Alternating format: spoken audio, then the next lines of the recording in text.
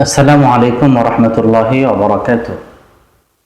প্রিয় তাওহীদবাদী ভাই ও বন্ধুগণ, সকলকে জানাচ্ছি হৃদয় নিংড়ানো ভালোবাসা ও উষ্ণ অভিনন্দন। দেখতে দেখতে আমরা মাহে জিলহজে পদার্পণ করে ফেললাম। মাহে জিলহজ অন্যান্য সাধারণ মাসের মতো একটি সাধারণ মাস নয়। এই মাসটি অতীব গুরুত্বপূর্ণ, ফজিলতপূর্ণ একটি মাস। এ মাসের প্রথম দশক যেন ইবাদতের একটি চমৎকার বসন্তকাল। আল্লাহ রাব্বুল আলামিন পবিত্র কুরআনুল কারীমের ঐতিহাসিক একটি সূরা সূরাতুল ফজরের মধ্যে দ্বিতীয় আয়াতে আল্লাহ তাআলা 10টি রাতের কসম করেছেন। আল্লাহ তাআলা বলেছেন ওয়াল ফজরি ওয়া লায়ালিন আশর।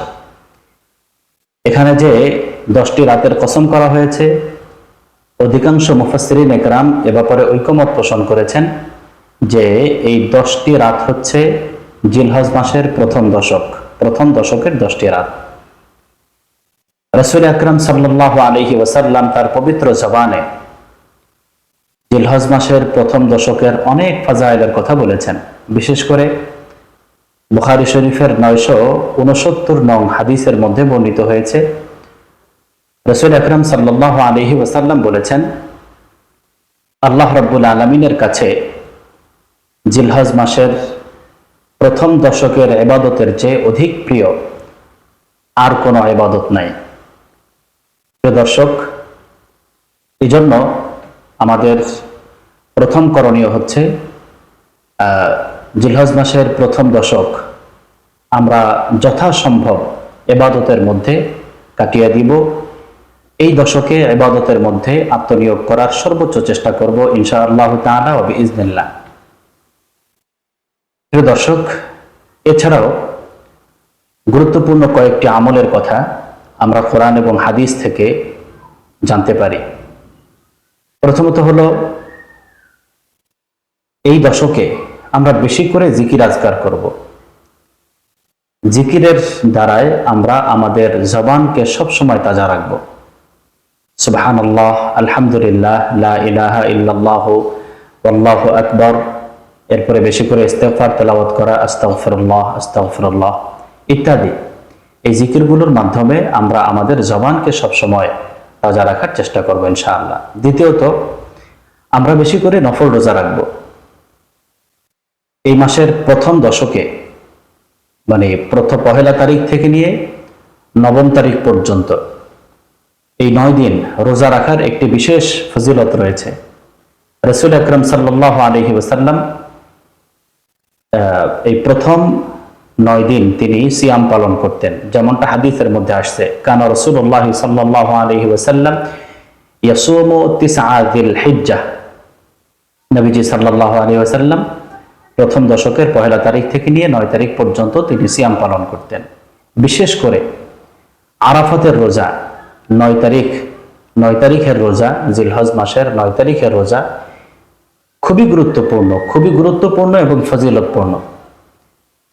নবীজি সাল্লাল্লাহু আলাইহি ওয়াসাল্লাম এই আরাফার রোজার ব্যাপারে চমৎকার কথা বলেছেন।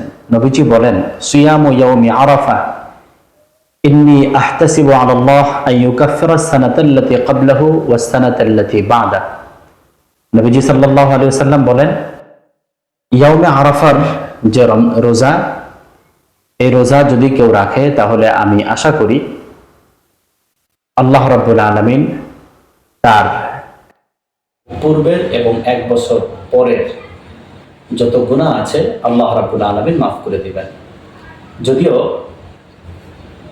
এই গুনাহ বলতে সগীরা গুনাহের কথা বোঝানো হয়েছে, কিন্তু আমরা যদি এর সঙ্গে সঙ্গে খালেস তওবা করতে পারি তাহলে অবশ্যই আল্লাহ রাব্বুল আলামিন আমাদের গুনাহে কাবায়ের যেগুলো সেগুলো মাফ করে দিবেন।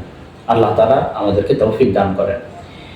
এরপরে এই দশকের আরেকটি বিশেষ আমল হচ্ছে, চাঁদ ওঠা থেকে নিয়ে কোরবানি করা পর্যন্ত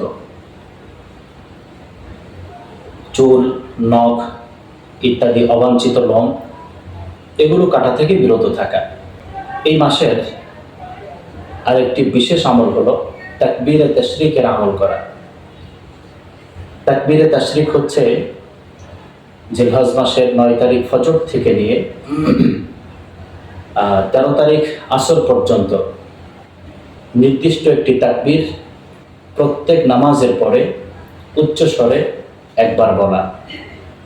তাকবীরটি হচ্ছে আল্লাহু আকবার, আল্লাহু আকবার, লা ইলাহা ইল্লাল্লাহু, আল্লাহু আকবার, আল্লাহু আকবার ওয়া লিল্লাহিল হামদ।